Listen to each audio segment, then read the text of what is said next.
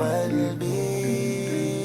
Bismillahirrahmanirrahim. Assalamualaikum warahmatullahi wabarakatuh. Apabila kita berbicara tentang kesunyian ataupun kesepian, kita lihat manusia pada zaman moden ini sedang ditimpa satu epidemik, satu gejala yang begitu meluas.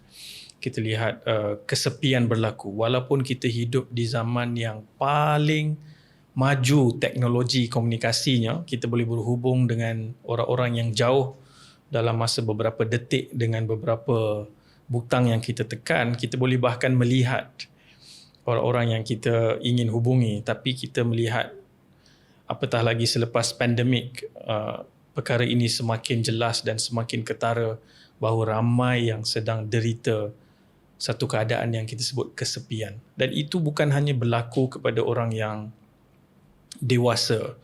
Bahkan kita lihat di dalam semua fasa kehidupan, di zaman ini manusia sedang bergelut dengan kesepian. Bermula daripada usia kanak-kanak. Ramai kanak-kanak hari ini yang daripada kecil diletakkan dalam satu kondisi, satu keadaan, satu gaya hidup yang begitu tinggi stresnya dan mereka merasakan kesunyian dan tidak ada, kita panggil, companionship, satu kedekatan dan secure attachment, satu sandaran ataupun attachment yang rasa selamat dengan dewasa.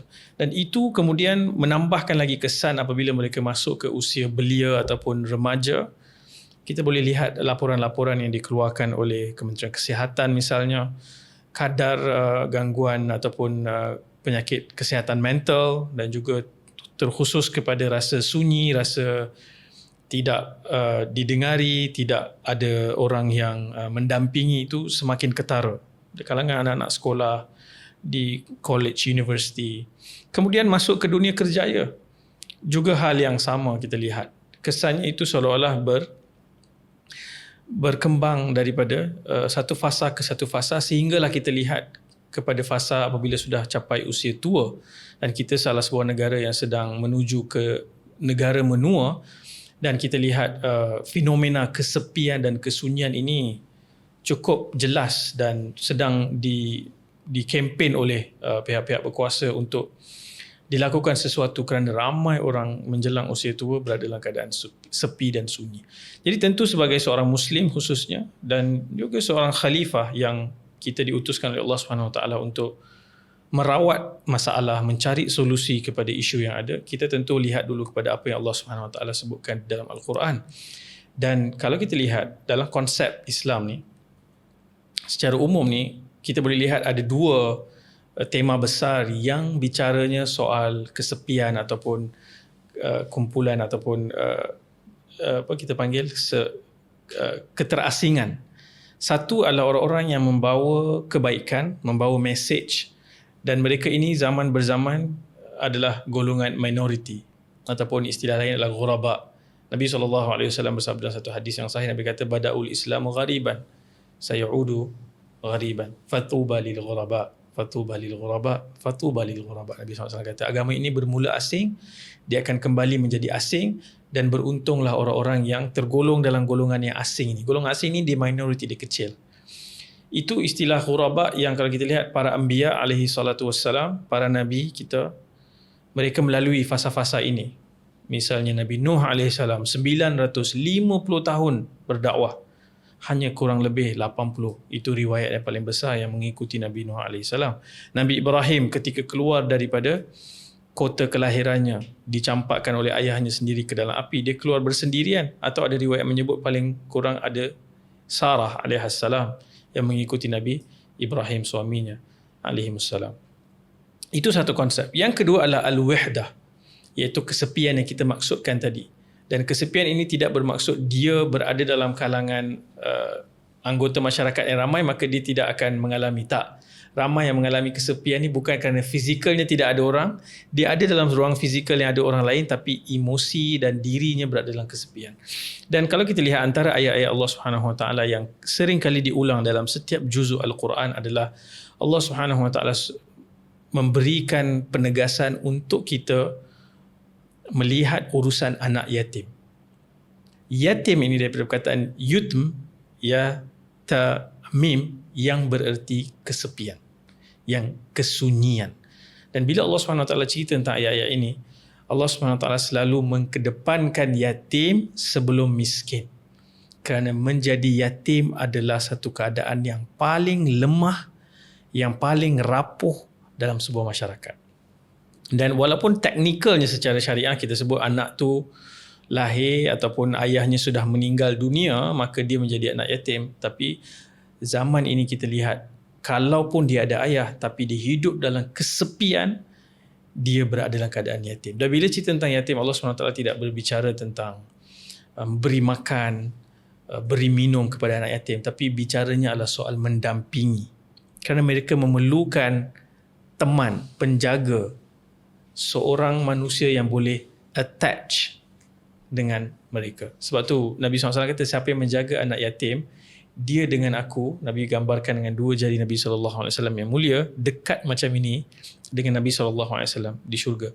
Yang mana yang mereka harapkan, crave adalah kedekatan, rasa didampingi. Dan dalam Quran Allah Subhanahu Wa Taala, bahkan ketika Nabi SAW berada di dalam fasa-fasa yang Nabi rasa sepi dan sunyi, sehingga Nabi terdetik disebabkan provokasi-provokasi Quraisy pada ketika itu menyebut Tuhan telah meninggalkan kau, Tuhan telah membenci engkau.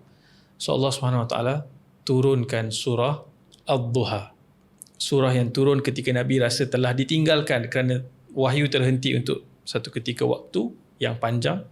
Ulama berbeza pendapat, ada yang kata 6 bulan, ada yang kata beberapa minggu, ada yang sampai kata 2 tahun. Tapi dalam fasa itu Allah SWT bahkan mengingatkan Nabi SAW.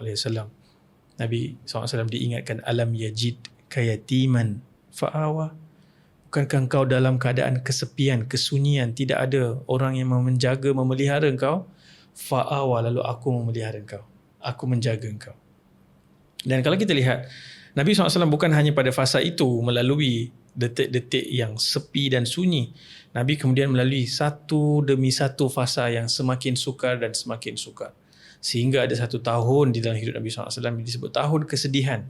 Kerana Nabi kehilangan orang-orang yang selama ini memberikan ketenangan, comfort, attachment itu. Khadijah radhiyallahu anha, Abu Talib. Dan Nabi pergi ke tempat-tempat yang mungkin Nabi harap ada orang yang boleh berikan perlindungan. Malah Nabi dilempar dan disakiti. Dan kemudian Nabi SAW dibawa Allah SWT dalam satu perjalanan yang agung. Dan dalam Quran Allah SWT sebut kepada Nabi SAW secara terus, wa kullan naqussu 'alaika min amba'ir rusuli ma nuthabbitu bihi fuadak. Semua kisah-kisah nabi-nabi yang terdahulu ini aku kisahkan kepada engkau wahai Muhammad, supaya aku kuatkan hati kau, supaya aku teguhkan jiwa kau mendepani kesusahan-kesusahan ini. Dan dalam kisah-kisah itu kita lihat kebanyakan kisah itulah kisah-kisah di mana Anbiya alaihi salatu wassalam, para nabi ataupun wanita yang hebat seperti Maryam alaihassalam, Asiyah alaihassalam, melalui fasa-fasa yang mana mereka tidak dapat sokongan dan dukungan daripada mana-mana manusia, sehingga mereka hanya berharap kepada Allah Subhanahu Wa Taala.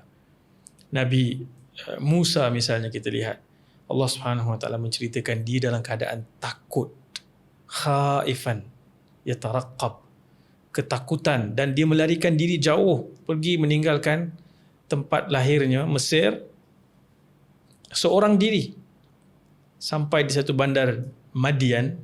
Kemudian Allah Subhanahu Wa Taala hadiahkan Nabi Musa alaihi salam dengan kesempatan dia membantu dua orang wanita ataupun gadis, yang kemudian itu membuka jalan dia kembali mendapatkan companionship, teman, sahabat, yang kemudian bukan hanya sahabat, kemudian ditawarkan untuk berkahwin, dapat rumah, tinggal, kerja dan seterusnya.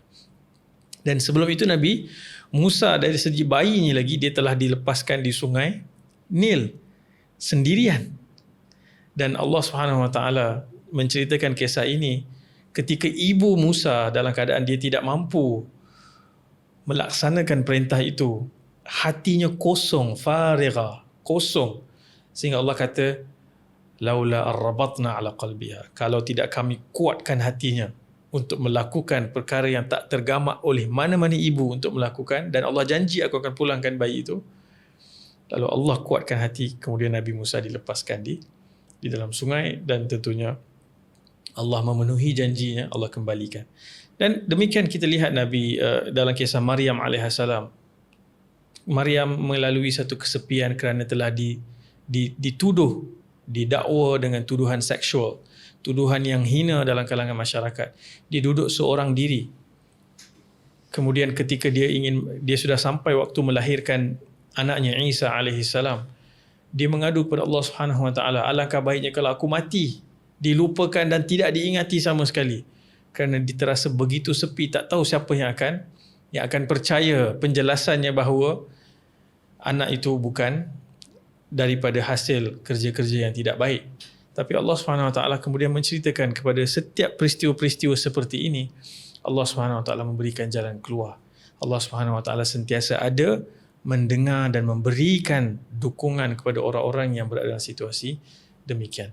Dan yang terakhir sebelum kita lihat bagaimana kita mencari jalan keluar adalah kisah Asia.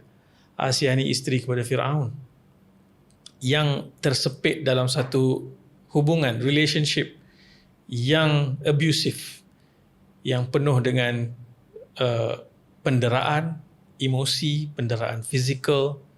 Dan ini bukan dalam konteks rumah tangga saja kita boleh ambil iktibar, dalam konteks tempat kerja, dalam konteks masyarakat, dalam konteks keluarga yang besar. Dan pada ketika itu dia mengharapkan apa kepada Allah SWT? Dia kata, ya Allah, binakan di sisimu, indaka baitan fil jannah. Di sisi engkau dulu, kemudian rumah di dalam syurga. Kerana yang diharapkan oleh Asia adalah kedekatan dengan Allah SWT supaya kesepian ini hilang. Kerana walaupun tinggal di istana yang paling kaya, yang paling maju pada ketika itu di atas muka bumi, dan memiliki suami yang mengaku dirinya Tuhan, dan dia tidak ada apa-apa saluran ataupun cara untuk melepaskan dirinya daripada Firaun, pada ketika itu dia hanya mengharapkan kepada Allah SWT. Dan kalau kita baca tafsir, ketika Firaun melepaskan batu yang besar untuk membunuh Asia, Allah SWT memperlihatkan rumahnya yang telah dibina di sisi Allah Subhanahu Wa Taala. Dan itu kemudian memberikan senyuman, dan Asia alaihissalam keluar daripada kesepian dunia kepada nikmatnya di syurga dan berada di sisi Allah Subhanahu Wa Taala. Dan satu perkara yang kita boleh ambil hari ini, saya dalam keadaan sepi, apa yang saya perlu lakukan? Manusia al-insan, daripada perkataan uns, bermaksud kita adalah makhluk sosial. Kita tidak akan boleh bertahan tanpa ada hubungan dengan manusia lain yang dibina di atas dasar kepercayaan dan kasih sayang. Jadi kita mesti cari. Allah Subhanahu Wa Taala suruh kita berusaha. Dalam semua peristiwa yang kita sebutkan tadi, kisah Ibu Musa, Maryam, Asia, semua kisahnya menuntut usaha. Bahkan Maryam yang sudah begitu sakit ingin melahirkan bayi itu, waktu nak melahirkan bayi itu, Allah suruh goncang pokok kurma. Cuba fikir sekejap, pokok kurma ni boleh goncang ke? Tak boleh pun sebenarnya. Kita goncang tak bergerak pokok tu, besar. Tapi Allah kata, do your part. Buat bahagian kamu, aku akan keluarkan kau daripada masalah ini. So, kita lihat dalam kisah Musa AS, bila dia sampai ke Madian, salah satu cara kita merawat kesepian kita adalah dengan kita memberikan daripada rezeki Allah Subhanahu Wa Taala yang kita nikmati untuk membantu orang lain. Nabi Musa dikenali dengan kekuatannya, kekuatan fizikalnya. Kerana kekuatan itu juga dia diuji, dan dengan kekuatan itu juga dia melakukan khidmah, melakukan amal saleh. Dia tertumbuk seorang lelaki dan tidak sengaja lelaki itu mati. Itu ujian yang besar baginya. Tapi kemudian dia juga menggunakan kekuatan yang sama untuk membantu dua orang gadis yang tidak boleh nak bagi minum kambing-kambing mereka, kerana lelaki-lelaki pada zaman dan tempat itu tidak menghormati wanita atau tidak mengindahkan keperluan mereka. Jadi kita mencari healing ataupun kita mencari rawat, kita mencari teman dengan kita membantu orang lain. Dan dengan usaha-usaha ini Allah Subhanahu Wa Taala akan bukakan pintu-pintu, jalan-jalan yang kita tidak pernah sangka. Dan saya ingin tutup dengan kisah ini. Lihat kisah Nabi Yusuf alaihissalam. Seorang anak kecil dikhianati oleh abang-abangnya sendiri. dicampakkan ke dalam perigi. Bayangkan berapa malam dia berada dalam perigi yang gelap, ketakutan, kesepian, memanggil, menjerit, meminta tolong, tak ada siapa pun yang mendengar. Tapi kemudian dikutip oleh satu gerombolan dagang yang disangka boleh menyelamatkan, bahkan mereka mengikatnya dan bawa dia pergi jual di Mesir jadi hamba dan mengambil laba daripada kesusahan anak kecil ini. Kemudian dibeli, duduk di dalam istana, tak kenal siapa. Lama ni cerita ni, bertahun-tahun. Tapi Nabi Yusuf putus asa tak? Nabi Yusuf tidak putus asa. Nabi Yaqub putus asa tak? Nabi Yaqub menangis sampai buta matanya pun dia tak putus asa. Dan dalam usaha kita mencari ubat dan rawat kepada kesepian ini, jangan paksakan waktu itu pada Allah SWT. Terus berharap, berusaha, bantuan Allah SWT akan tiba pada waktu yang Allah akan tetapkan bahawa ia adalah waktu yang paling baik. Moga Allah SWT bantu kita melakukan semua yang ada di dalam kemampuan kita untuk merawat kesepian yang kita hadapi. Yang paling utama, kita lihat orang-orang yang jauh lebih susah daripada kita, anak-anak yatim yang tidak ada orang yang melindungi dan mengasihi mereka, pergi dan lakukan apa yang kita mampu. Moga-moga dengan itu Allah SWT merawat luka-luka dan kesepian kita di dalam hidup. Semoga Allah SWT kumpulkan kita bersama orang-orang yang saleh, orang-orang yang berada di syurga Firdaus yang tertinggi. Wassallallahu ala nabiyina Muhammad wa ala alihi wa sahbihi wasallam. Walhamdulillahi rabbil alamin. Assalamualaikum warahmatullahi wabarakatuh.